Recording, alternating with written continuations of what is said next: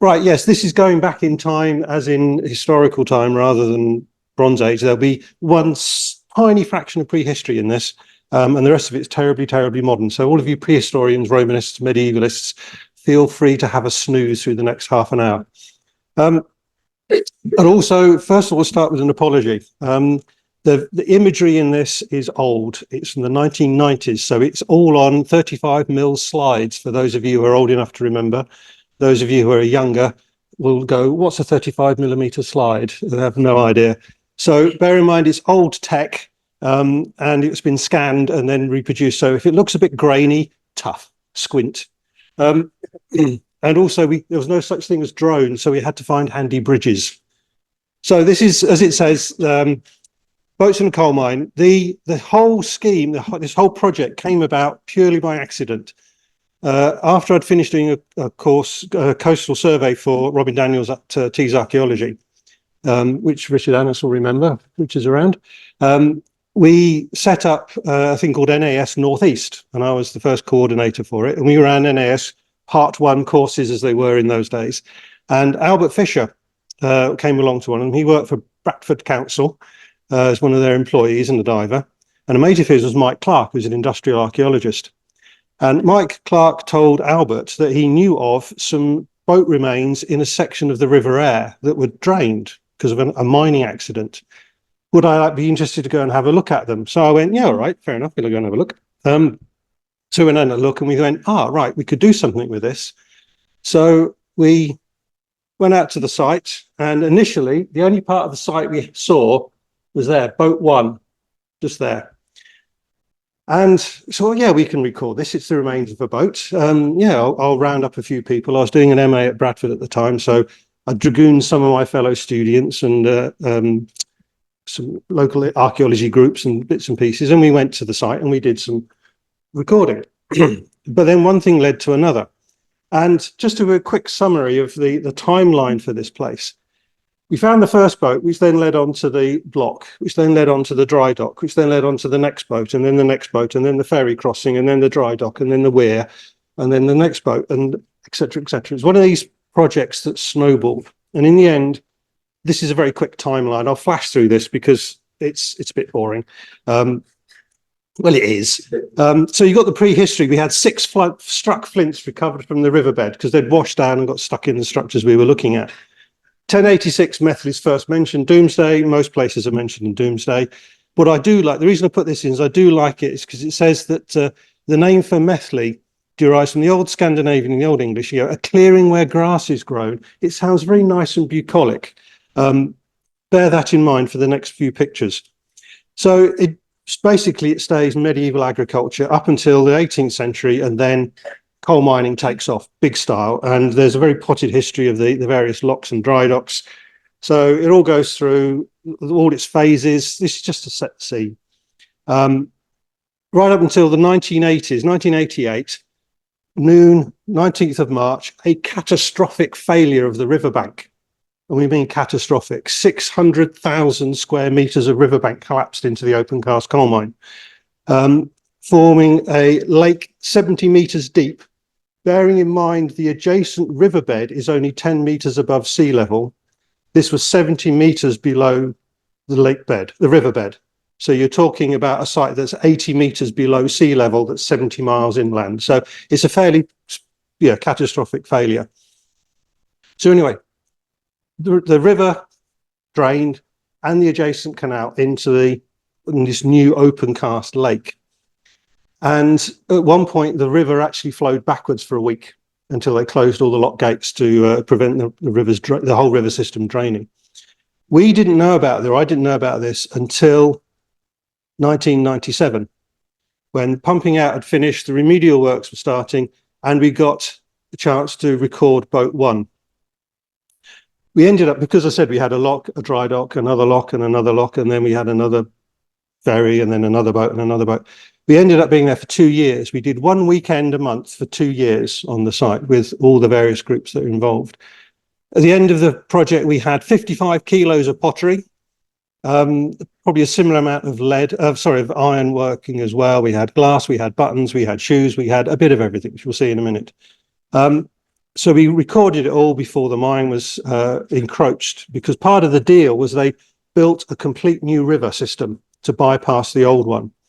And in order to win back enough coal to pay for the £17 million for the new river, they quarried out the old river course. So at one point, the quarry face was advancing up the riverbed towards where we were working at 50 metres a week. So if we were only there once a month, the quarry face was 200 metres closer every time we went back to visit the site. So it was a little bit of pressure on. So it's in a coal mining area. We were working in a coal mine. Did we find any evidence for coal mining? Yes, we did. Very scant evidence. First of all, the top left there is a wheel from an old wooden wheelbarrow, which was lying in the riverbed, where presumably in the old days they were tippling coal from wheelbarrows into barges to take down the river, and one of the wheelbarrows has been lost over the side of the Staithe. We also had one of the open cast miners, one of the guy who drove the machines, huge machinery. The facing bucket on the machine was bigger than the house I lived in at the time. Massive, massive machinery. He came over one day and presented us with this miner's pick, and in a very grand Yorkshire accent, now then lad, here's a miner's pick from Barnsley main seam, which dates anywhere from 17th, 18th century onwards. So we had a little bit of evidence for physical for the mining.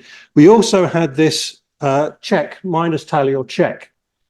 It's got T. Goodall, Allerton Bywater. Now, we checked with the Mining Museum, and this is a type of miner's tally which is not an official issue. This is an unofficial one. We also checked through the records for mine reports as well, and we came across, as you can see there, Allerton Bywater Colliery, 4th of December, Thomas Goodall, age 17, was crushed between two trucks, basically. Now, we cannot conclusively put this miner's check to that person, because it's just two names happens to be the same colliery. The colliery's employed hundreds and hundreds and hundreds of men, so we can't prove it conclusively, but it's a possibility. The odd thing is that we found this tally in the river. So again, we can go back to, if you wish, the whole idea of stuff being thrown in the river or dropped in the river, or is it just rubbish that's been disposed of? We don't know. Anyway, this is what happened. This is the view just after the riverbank had failed. See the bent sheet piling? That's the area of failure, and that is the open cast coal mine. Basically, at its height, it was almost 1 kilometre square, the size of the lake. Bear in mind that piece of sheet piling. This is boat one, and there is the sheet piling that you saw in the previous picture, pumped out, and you can see how deep the mine is there. We had a weekend to record this before it was taken by the facing bucket, so busy, busy, busy. Next to it, or just downstream, was this series of timber and stone structure. Puzzled the hell out of us to start with, because bear in mind we're doing this reactively. We haven't got a chance to do any documentary research yet. We're just trying to get the archaeology recorded before the quarry catches up with us. Show you the size of the river. There's 2 Land Rover Discoveries that the mine lent us for when we were getting access into the mine in the bottom of the river. So yeah, parking on the bottom of a riverbed is not the commonest of activities. First of all, we thought this was part of Fleet Mills, but then we looked at the maps and we weren't close enough to Fleet Mills. They're way upstream. So we puzzled, and then we turned up this 1776 plan of the area, Methley Lock. The big red rectangle there, that's the area you've just seen of that stone and timber work. So we thought, right, so we've now got, if you remember the timeline, we've now got the first lock, the 1704 lock from the Aire and Calder Navigation. No, we haven't. The 1704 lock is there, rebuilt in 1774. We had an earlier lock, and it's not a pound lock with the gates, it's a flash lock where you open take the boards out and the water flows through on the flash, and the boats are moved upstream and downstream on the flash of water. And it was in 2 phases. So we had a 2-phase flash lock that predates 1700. It's like, and you can see from the size of the people wandering around there how big it is. It's a huge structure. So you start to think, who's got the money to build this thing? Which I've still never managed to work out who's built it. Probably an amalgamation of landowners or a single wealthy organization. One would like to sort of think maybe monastic, but I can't prove it. Interestingly, this big wall here, which should be repeated along here, but it's been robbed out. It's got two completely different sets of mason's marks on it, different styling and technique, tooling marks on it. So we can definitely tell it's two phases. And to give you some idea of the size of it, these are meter scales. That's the top of the cutwater, and then that's looking down the cutwater where we had excavated down the side. Tragically, because the quarry was advancing by 200 meters a month on us, we didn't get a lot of time to excavate these features and these sites. So it was very much a grab what you can type excavation. So bear in mind also in the 1990s, 1997, the days before lottery funding, this whole project was done with, I think, a £200 grant from CBA and whatever kit I could nick from the people I was working for at the time. So it was a bit of a shoestring outfit, to put it mildly. This is the site drawings we produced of the lock and the flash lock, and it was quite nice actually. Once you look into the detail, you could see how the thing had been constructed. They put in there was a wattle and post structure there to hold the water back. Then there was a post and plank structure to funnel the water through the middle whilst they built the dam with its timber lattice behind. And then they built once that was in place and all of this was built, you could then control the water level to go through the dam. So there's actually quite a sophisticated set of works going on here. They've got to channel the water so they can make it dry enough to put in the post structures, to then build the dam, to then build the flash locks and all of that sort of stuff. So there's a lot of efforts gone in. This is a very confusing map, I know, but what it does, the reason I put it in here is just to give you an idea of the scale of sites that we were looking at. We started at Boat 1. We then went on to the Methley Old Lock, which is the 1704-1774 lock. That was then bypassed in the about 1800 with Methley New Cut, and then Methley Flood Lock, and then they called it Lemanroyd Lock, and they also called it all sorts of names. It's really confusing. They seem to use the same name over and over again in different ways, adding new and old as they felt fit. But what effectively is shown here is that Methley New Cut, 1780s, cuts off the old historic river course. And this is where all the old boats were. And somebody was talking earlier on about boat breaking. Once that new cut goes in, the old lock goes out of use because it's too small for the boats that are being built. So the lock is taken over by Thomas Bain, who's got the boatyard at the bottom, and he's repairing boats there and he's boat breaking. So the boats that we were getting in the riverbed were the ones that were at the end of their working life and being broken up for scrap and salvage. I put this picture in because it's quite a pretty one. It's a very nice Victorian, view of the river. But what it does show is the number of collieries that are around and the size of the collieries that were there. The open cast coal mine, in the end, absorbed 6 deep pit collieries into one huge open cast coal mine. So we're talking quite a severe industrial wasteland. We also found the ferry crossing point. The lovely little pictorial map shows just this ferry, but on here it's shown as a ford. Now, I think what they've probably done is they've mistaken the remains of the old dam as for a ford. But we definitely had the ferry. We had this plank and post structure on one side of the river. The other side had been washed away, unfortunately. But that was definitely a crossing point there, very ephemeral, but it was critical because if you notice, it actually crosses the river directly to the colliery. So it allows the colliery workforce to get in to go to work, basically. And it's possible that this is where things like the miners' tally comes from. It's been dropped whilst they're crossing the river there. Another confusing picture, simply because so many phases of it took me, to be honest, it took me 20 years to write the report, not because I'm a slow writer. Thank you very much, whoever said that yesterday. It's because there was no money for it, no funding for it whatsoever. And it took the first COVID lockdown when I'd written all my commercial reports had been done. I dragged this all off the bookshelf and managed to finally write the report and untangle all the different bits of strands of evidence we had. So we've got lots and lots of phases of lock here. The important thing to look at on this is you've got the dam there, which I think is what was mistaken for the ferry. This is the flash locks are in here. That's the original 1704 lock, rebuilt 1774, and then bypassed in the 1780s. And then this big stone structure.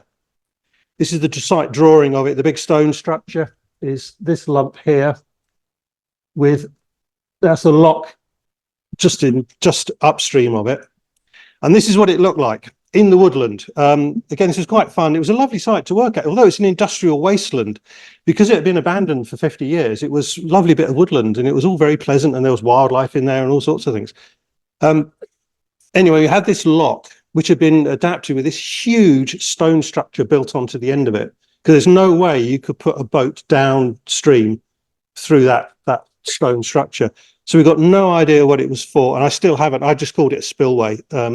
I think it's to do with adjusting the level in the lock that's now become the dry dock for repairing boats, so they can have a deeper dry dock for bringing bigger boats in to dock them down. But what was really interesting is that, and I know this microphone's just gone off, hasn't it? Dodgy person. I'll talk a bit more loudly then. The most interesting thing about the structure, or one of the most interesting things, was this compass rose that we had carved into the top of the stone structure. And you can see there's the north is there, north, south, east, west. Now, what have you got? A compass rose on a dry dock that's 70 miles inland. Navigation on a river is not difficult. You either go upstream or downstream. You can't take a compass bearing and go, are we going to sail due north? For me, this is pretty conclusive evidence that they are repairing coastal or seagoing boats. Because if they're coming into the dry dock and they're being refitted and they're having more metal added or taken away, the compasses need re-swinging, they need resetting. So if you've got a set compass rose, you can now calibrate your compasses for your repaired boats. So there's also, in the thing I've written on it, there are references to accounts of boats coming from further upstream, going all the way down to London and back again, and things like that. So we have a conclusive sort of maritime connection here. This is the very confusing lock. You can see at the bottom the original 1704 lock, which was then extended in the 1774 and then abandoned in the 1780s. So the whole thing has been built and extended and built and rebuilt, and it did take us a while to try and unravel this, bearing in mind we're only going back for one weekend a month, in fact just one Sunday a month quite often. So and trying to keep all what you were doing in your mind is from month to month was a little bit tricky. That's probably a bit better. A nice phase drawing showing you the three different phases: the original 1704 lock, 1774 extension, bigger lock for bigger boats, and then the 1785 dry dock. Remember earlier I said about the tool marking on that huge wall on the flash lock? A lot of it was done with this herringbone pattern that you can see on the, this is the remains of where the lock gates were. That's the actual tattered remains of the lock gates there themselves. This is why the wall of the flash lock in the river is missing. They have robbed it away to build the lock in 1707 because they no longer need the flash lock in the river. So they've cannibalized it. That's why it's gone. And that confused the hell out of us for a while. But they haven't built it very well because you can see it is falling apart quite badly there. That's not us. We didn't break it. We only had a chance to put one section across the bottom of the lock before the quarry caught up with us.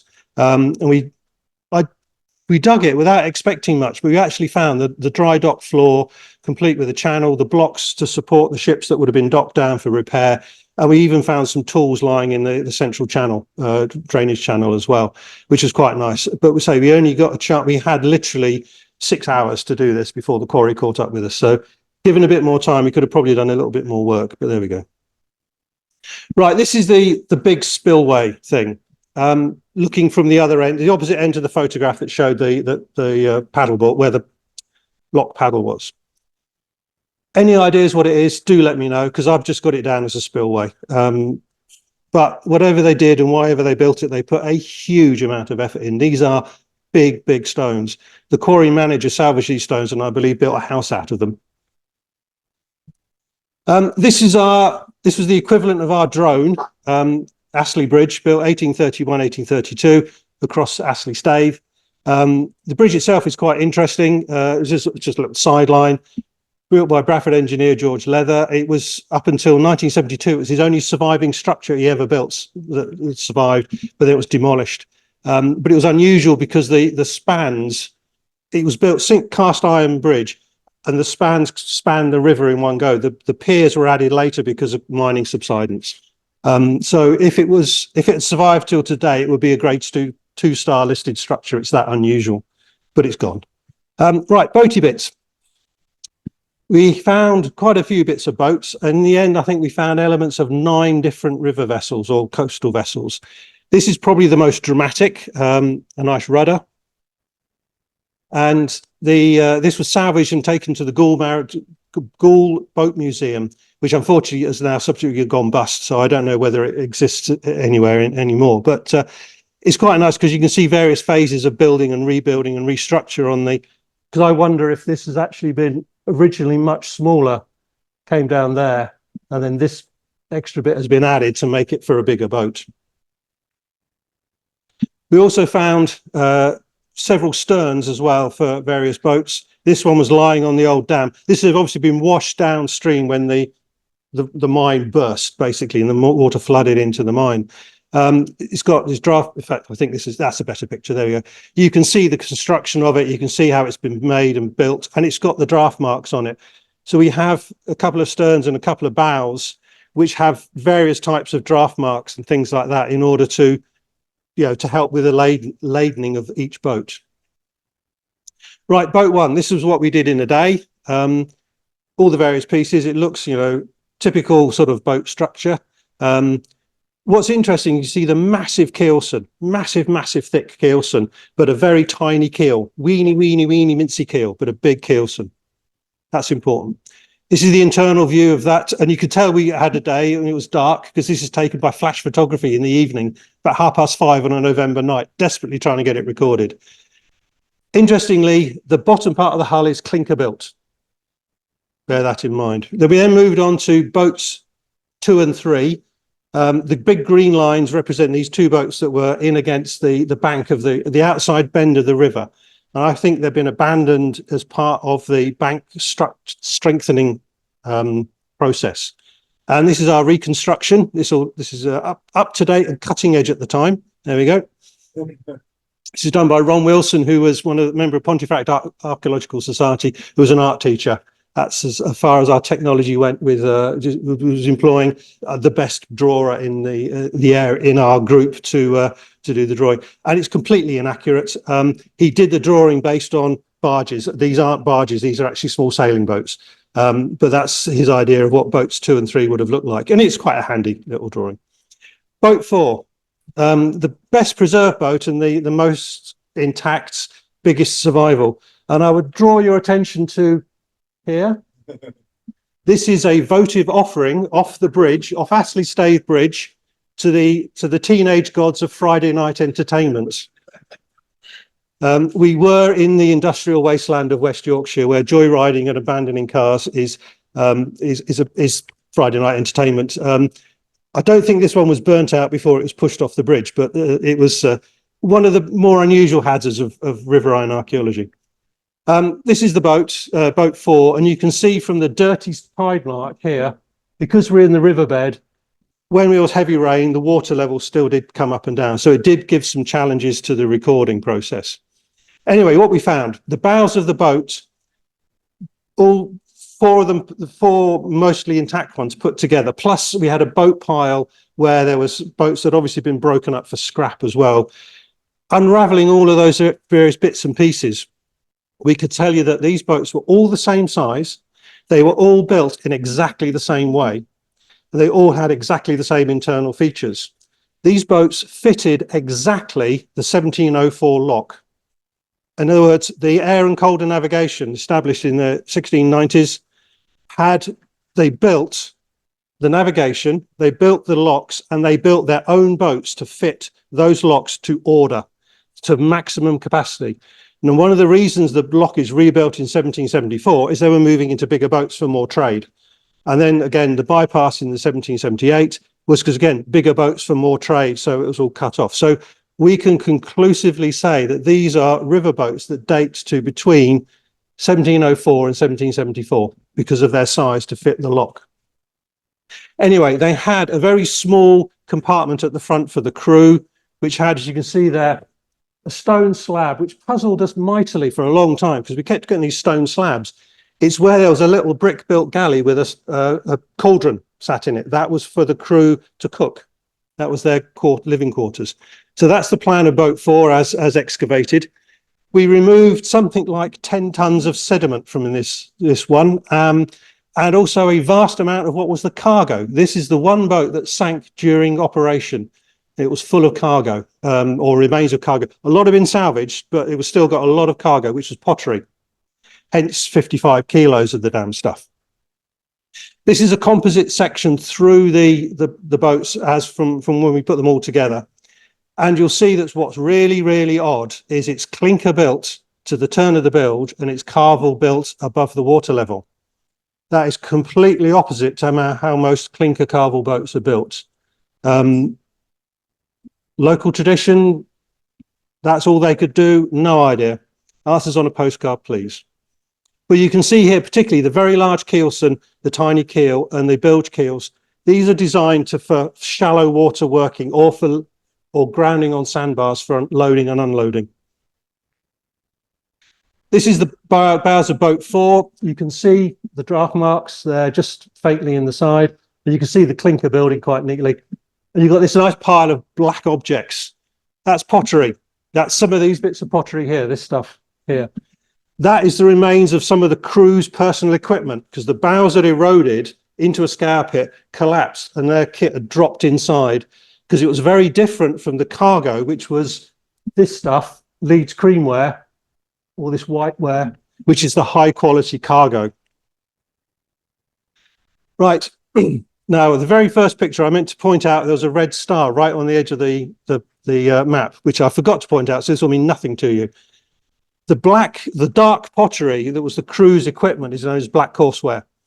We were finding black courseware pottery, but biscuit fired, part of the earlier process of the pottery manufacture. And we couldn't work out how we got biscuit fired ware as well as the finished wares that were used for the crew to eat off and like that. Then looking at the old maps, 2 miles upstream, there is a blackware pottery.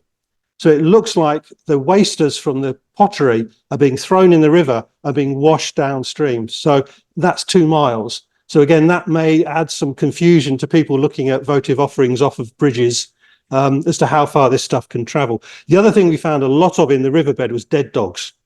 Lots and lots of dog skeletons. Whether that's accident, deliberate or not, I don't know. Anyway, this is some of the crew's equipment. These are little porringers, a hoe, storage jars and stuff. And talking to Chris Cumberpatch, who does the post-medieval pottery, these are the most intact porringers he's ever seen from this era. Although they're incredibly common, you rarely see them intact.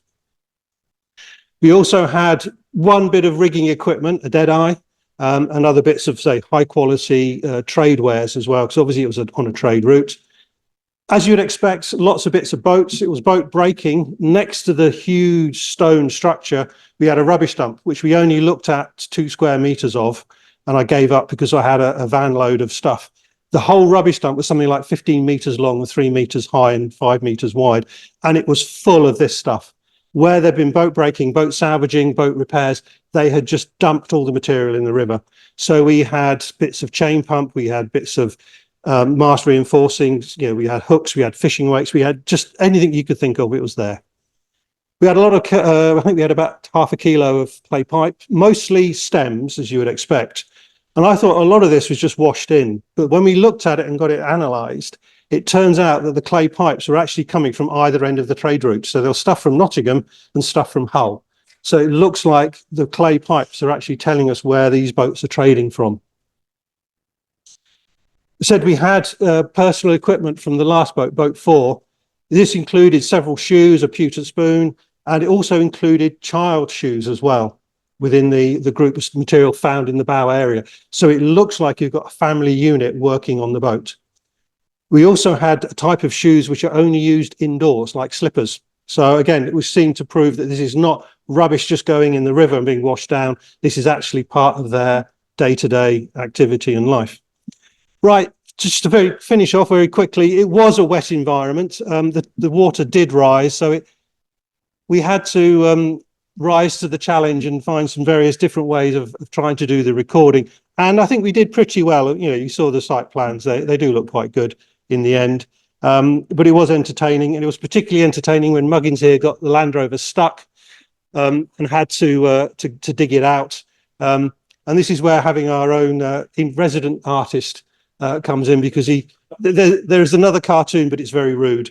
So I won't show you that. So finally, after 20 years, I managed to produce the book, which there was a limited edition paper copy came out, which some of you may have. But we've now redone it as part of the CBA Yorkshire monograph series. It's #1, and it is available free on that web link if it works. If not, go onto the website and have a rummage around. And if anybody wants to contact me, I think that's my email address probably. So that's it.